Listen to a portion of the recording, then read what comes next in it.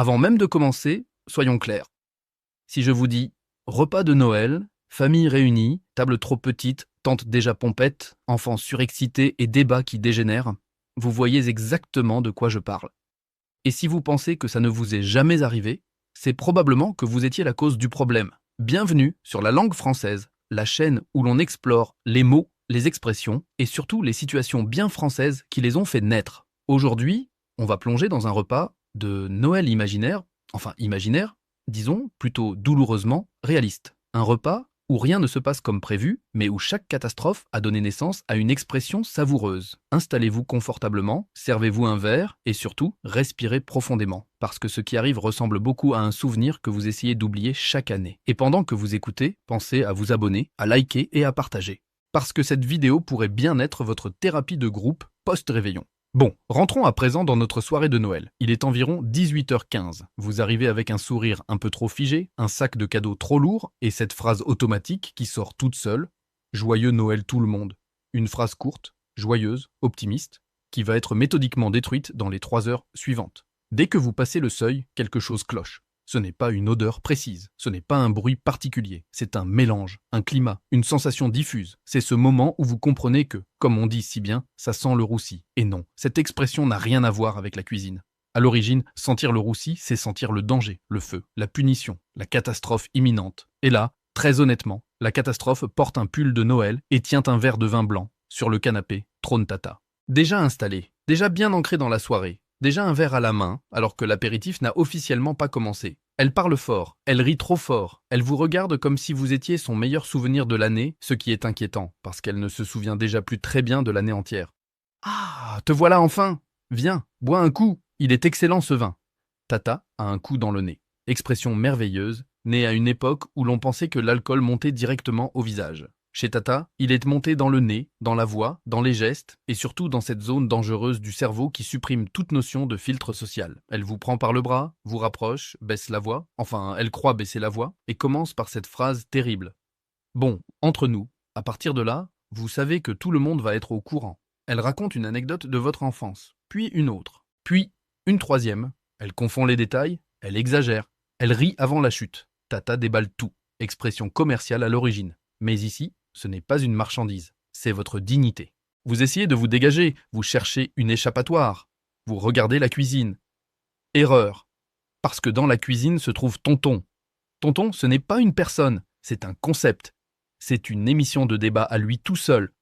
Il vous serre la main, vous regarde droit dans les yeux, inspire profondément et commence par « Bon, on va pas se mentir ». Phrase qui, dans 100% des cas, annonce un propos qui va diviser la table. Tonton a la langue bien pendue. Il parle. Il explique. Il affirme. Il assène. Il parle politique. Il parle économie. Il parle de tout ce qui était mieux avant, sans jamais préciser quand ni pour qui. Et vous comprenez très vite que le repas est mal barré.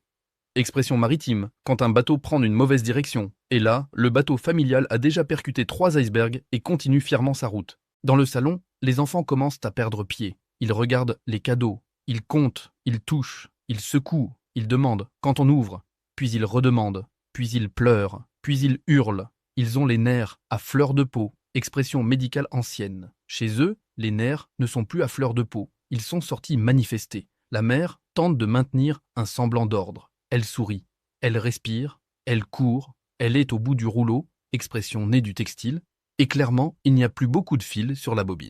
Et ce n'est que l'apéritif, parce que pendant que tout le monde fait semblant de sourire, que les enfants tournent comme des mouches autour d'un pot de confiture interdit, et que Tata refait le monde avec un verre qui ne se vide jamais vraiment, quelque chose se prépare dans l'ombre. La cuisine, c'est le centre névralgique du drame. C'est là que la dinde cuit. C'est là que la sauce réduit trop. C'est là que la mère, encore pleine de bonnes intentions, tente désespérément de sauver l'honneur familial. Elle ouvre le four, elle referme le four, elle arrose la dinde, elle se demande si elle l'a assez arrosée, puis elle se dit qu'elle l'a peut-être trop arrosée, puis elle n'en est plus sûre. Elle goûte la sauce, elle grimace, elle rajoute du sel, puis du poivre, puis un truc qu'elle appelle une petite touche. À ce moment-là, elle est déjà à cran. Expression qui vient du mécanisme d'une arme à feu quand le ressort est tendu au maximum. Et là, clairement, le ressort est prêt à lâcher. Dans le salon, l'ambiance continue de se dégrader lentement, mais sûrement, comme une mayonnaise ratée. Tonton est désormais debout. Personne ne sait pourquoi, il parle encore plus fort. Il gesticule. Il utilise des mots comme « évidemment »,« forcément, et tout le monde sait que. Il est parti dans un monologue. Il s'écoute parler, il se répond presque à lui-même, et personne n'ose l'interrompre parce que tout le monde sait que ça ne ferait qu'empirer les choses. Tata, elle, a changé de registre. Elle est passée de souvenirs gênants à confidences beaucoup trop intimes. Elle baisse la voix, se rapproche et dit « Non mais moi, je vais te dire un truc », phrase qui, historiquement, n'a jamais précédé une bonne idée. Les enfants, eux, commencent à montrer les premiers signes de fatigue émotionnelle. Ils pleurent pour rien, ils rient pour rien, ils s'énervent pour tout, ils veulent les cadeaux, ils veulent les ouvrir maintenant, ils veulent ouvrir juste un petit, puis juste deux, puis juste pour voir. Ils font un caprice monumental. Le mot « caprice » vient de l'italien « capriccio » qui désignait une impulsion soudaine. Chez eux, l'impulsion est devenue un ouragan. La mère tente de négocier. Elle promet, elle menace, elle supplie. Mais elle est déjà au bout du rouleau depuis au moins 20 minutes supplémentaires. Et puis, enfin, on passe à table. C'est toujours un moment solennel, le passage à table. On s'assoit, on se place, on se dispute les chaises, on change de place 3 fois, Tata veut être à côté de vous, tonton veut être face à tout le monde, les enfants veulent être là où ils peuvent voir les cadeaux. La table est trop petite, les plats sont trop nombreux. Les coudes se touchent. Les verres sont dangereux. On serre la dinde. Elle arrive comme une star, dorée, imposante, triomphale. Tout le monde applaudit presque. La mère sourit, soulagée, persuadée d'avoir remporté au moins une bataille. On découpe, on serre, on goûte. Et là, quelque chose cloche. La dinde est sèche, pas un peu sèche. Sèche comme un coup de trique, expression ancienne qui compare la sécheresse à un bâton, et qui, pour une fois, n'exagère absolument pas. Vous mâchez, longtemps, très longtemps. Personne ne dit rien. Tout le monde fait semblant. On est dans ce moment de gêne absolue où personne ne veut être le premier à reconnaître l'évidence. La tension monte. On est à couteau tiré.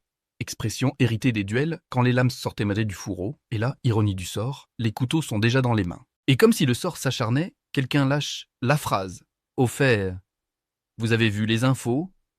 Silence. Puis tonton saisit la perche.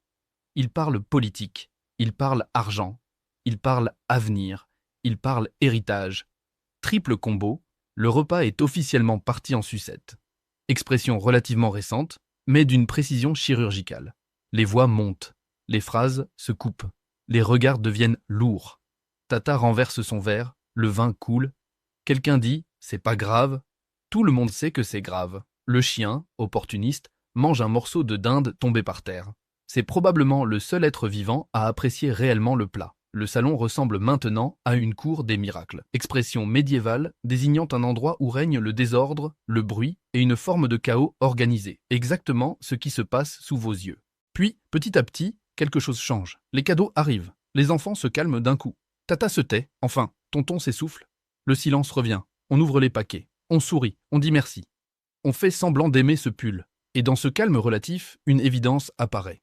Si toutes ces expressions existent, ce n'est pas par hasard. C'est parce que les repas de famille ratés existent depuis toujours. Parce que Noël fait tomber les masques. Expression venue du théâtre quand les acteurs montrent leur vrai visage. Et autour de cette table, chacun a joué son rôle à la perfection. Au fond, ce repas catastrophique, c'est aussi ça Noël. Un moment bruyant, imparfait, gênant, mais profondément humain. Et si cette histoire vous a fait rire, si vous vous êtes reconnu, si vous avez pensé très fort à votre propre famille, alors abonnez-vous à la langue française. Ici, on transforme les pires moments en expressions immortelles. Et souvenez-vous d'une chose, si votre repas de Noël se passe mal, au moins vous contribuez à l'enrichissement de la langue française. Joyeux Noël et bon courage.